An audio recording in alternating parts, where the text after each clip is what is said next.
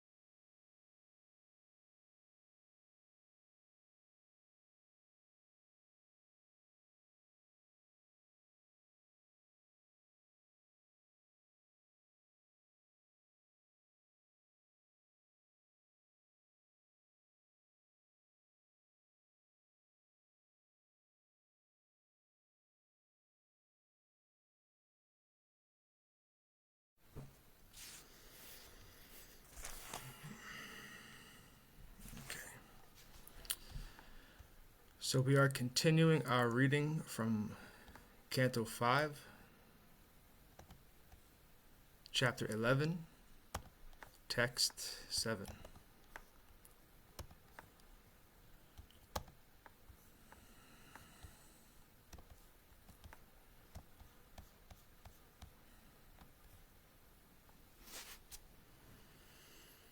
Tavan ayam vyavahara sadavi Chaitragya saksho bhavati stula sukshma tasman manolingam adhovadanti guna gunatvasya paravarshaya.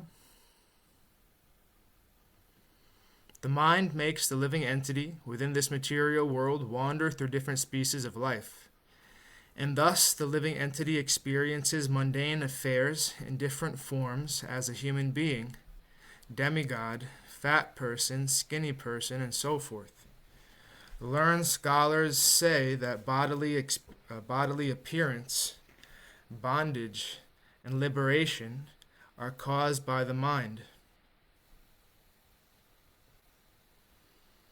Purport. Just as the mind is the cause of bondage, it can also be the cause of liberation.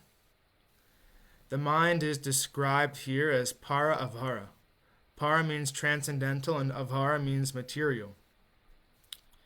When the mind is engaged in the Lord's service, Savhai Mana Krishna Padhara Vindayo, it is called para, transcendental. When the mind is engaged in material sense gratification, it is called avara, or material. At the present moment, in our conditioned state, our mind is fully absorbed in material sense gratification. But it can be purified and brought to its original Krishna consciousness by the process of devotional service. We have often given the example of Ambarish Maharaj, Sabhai Mana Krishna Padhara Vindayor Vachamsi Vaikunta Guna Nuvarnane. The mind must be controlled in Krishna consciousness. The tongue can be utilized to spread the message of Krishna and glorify the Lord or take prasad, the remnants of food offered to Krishna. Sevan mukhe hi jivado. When one utilizes the tongue in the service of the Lord, the other senses can become purified. As stated in the Narada Pancharatra, Sarvo Padi Vinir Muktam Tat Parat Vena Nirmalam. Chaitanya Charitamrita Madhya Lila 19.170. When the mind and senses are purified, one's total existence is purified, and one's designations are also purified. One no longer considers himself a human being, a demigod, cat, dog, Hindu, Muslim, and so forth. When the senses and mind are purified and one is fully engaged in Krishna's service, one can be liberated and return home back to Godhead.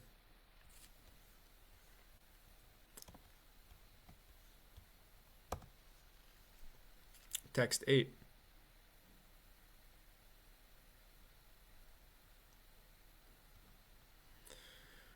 Gunanuraktam vyasanaya janto Kshemhaya nargunyam mato manasyat Yatha pradipo grita vartamasnan Shikha sadhuma bhajati hyanyasvaram Shikha sadhuma bhajati hyanyadasvam Padam tata guna karmanu bhadam Vritir manashrayate nyatra tattvam. When the living entity's mind becomes absorbed in the sense gratification of the material world, it brings about his conditioned life and suffering within the material situation. However, when the mind becomes unattached to material enjoyment, it becomes the cause of liberation. When the flame in a lamp burns the wick improperly, the lamp is blackened. But when the lamp is filled with ghee and is burning properly, there is bright illumination. Did we read this already? Similarly, when the mind is absorbed in material sense gratification, it causes suffering, and when detached from material sense gratification, it brings about the original brightness of Krishna consciousness. Purport. It is therefore concluded that the mind is the cause of material existence and liberation also. Everyone is suffering in this material world because of the mind. It is therefore proper to train the mind or to cleanse the mind from material attachment and engage it fully in the Lord's service. This is called spiritual engagement. As confirmed in Bhagavad Gita, Mam chayo vyabhicharena bhakti yogena sevate. Sa gunan samatityaitan brahma bhuyaya kalpate. One who engages in full devotional service, who does not fall down in any circumstance, at once transcends the modes of material nature, and thus comes to the level of Brahman. Bhagavad Gita 14.26. We should engage the mind fully in Krishna conscious activities. Then it will be the cause of our liberation, for our returning home, back to Godhead. However, if we keep the mind engaged in material activities for sense gratification, it will cause continuous bondage and will make us remain in this material world in different bodies, suffering the consequences of our different actions.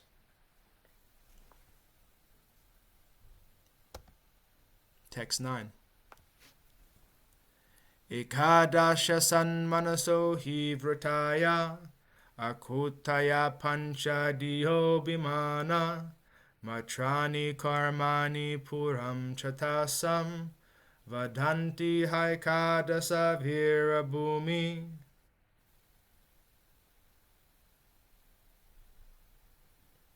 There are 5 working senses and 5 knowledge-acquiring senses.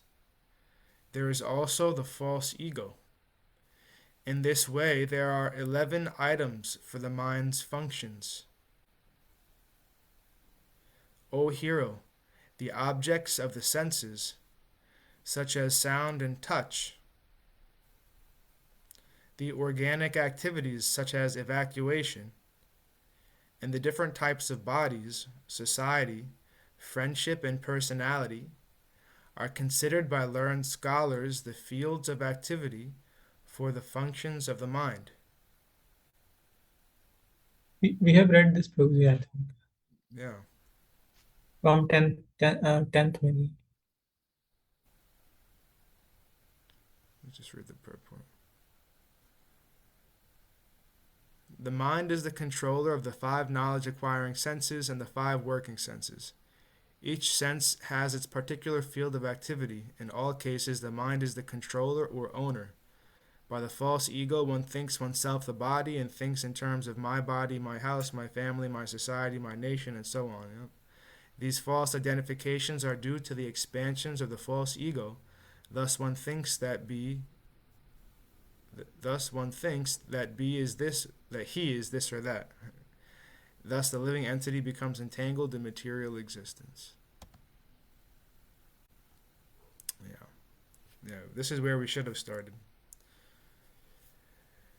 Gandha kriti sparsha rasa shravamsi visharga ratyartya bijalpa shilpa ekadasam svikara namameti sayamaham dvadasam eka ahu.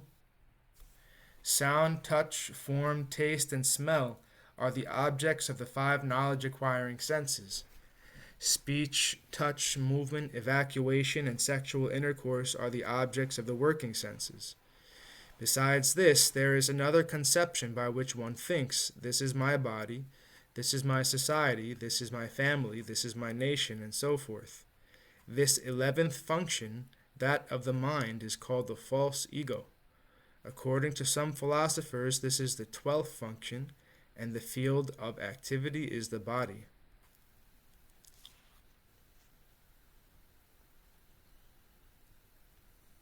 Purport. There are different objects for the 11 items. Through the nose we can smell, by the eyes we can see, through the ears we can hear, and in this way we gather knowledge. Similarly, there are karmendriyas, the working senses, hands, legs, genitals, rectum, mouth, and so forth. When false ego expands, it makes one think, this is my body, family, society, country. Text 11. Dravyasvabhavashaya karma kalar ekadasami manaso vikara sahasrasa satasha kotishascha chetragyato namito nasvatasyu. The physical elements, nature, the original cause, culture, destiny, and the time element are all material causes. Agitated by these material causes, the 11 functions transform into hundreds of functions, and then into thousands, and then into millions. But all these transformations do not take place automatically by mutual combination. Rather, they are under the direction of the Supreme Personality of Godhead. Purport.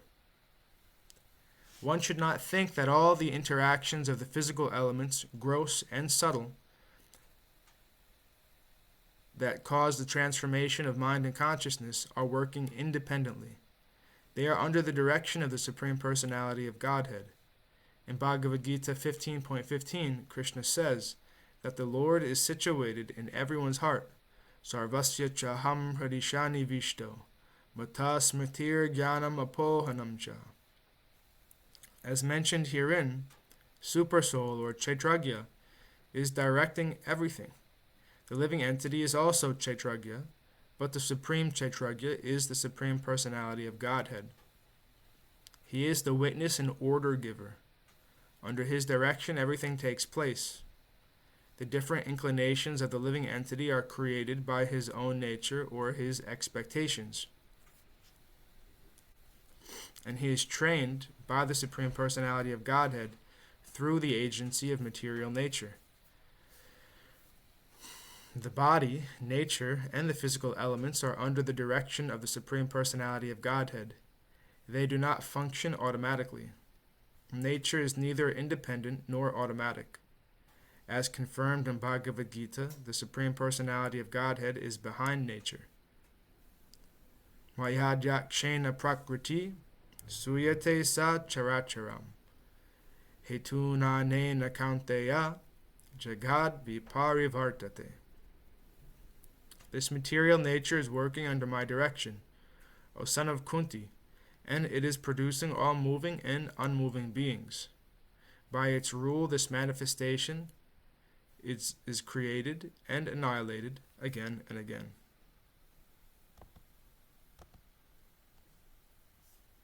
Just read 12. Text 12. Kshetragya eta manaso vibhutir jivasya māyā rachitasya nitya avirhita kvapi tirohitascha sudho vichaste hyavishudhakartu. The individual soul, bereft of Krishna consciousness, has many ideas and activities created in the mind by the external energy. They have been existing from time immemorial. Sometimes they are manifest in the wakening state and in the dream state. But during deep sleep or unconsciousness or trance, they disappear. A person who is liberated in this life, a Jivan Mukta, can see all these things vividly. Purport. As stated in Bhagavad Gita 13.3, Kshetragyam chapimam vidhi sarva kshetreshu Bharata. There are two kinds of Kshetragya, or living beings. One is the individual living being, and the other is the supreme living being. The ordinary living being knows about his body to some extent, but the Supreme Paramātmā knows the condition of all bodies. The individual living being is localized, and the Supreme Paramātmā is all-pervading. In this shloka, the word Kshetragya refers to an ordinary living being, not the supreme living being. This ordinary living being is of two kinds, Nitya Baddha or Nitya Mukta. One is eternally conditioned, and the other is eternally liberated. The eternally liberated living being are in the Vaikuntha, Jagat, the spiritual world, and they never fall into the material world. Those in the material world are conditioned souls, Nitya Baddha. The Nitya Baddhas can become liberated by controlling the mind, because the cause of conditioned life is the mind. When the mind is trained and the soul is not under the mind's control, the soul can be liberated even in this material world. When it is liberated, one is called the Jivan Mukta. A Jivan Mukta knows how he has become conditioned. Therefore, he tries to purify himself and return home, back to Godhead. The eternally conditioned soul is eternally conditioned because he is controlled by the mind. The conditioned state and liberated state are compared to the sleeping unconscious state and the awakened state. Those who are sleeping and unconscious are eternally conditioned, but those who are awake understand that they are eternally part and parcel of the Supreme Personality of Godhead, Krishna. Therefore, even in this material world, they engage in Krishna service. As confirmed by Srila Rupa Goswami, Iha yasya harar dasye. If one takes the Krishna service, he is liberated, even though he appears to be a conditioned soul within the material world. Jivan mukta sauchate. In any condition, one is to be considered liberated if his only business is to serve Krishna.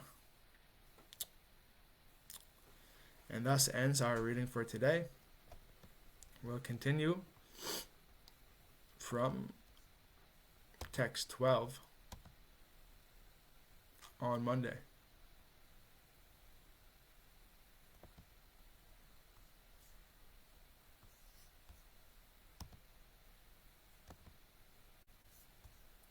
Before we finish for today, were there any comments or questions or anything to share from the assembled devotees?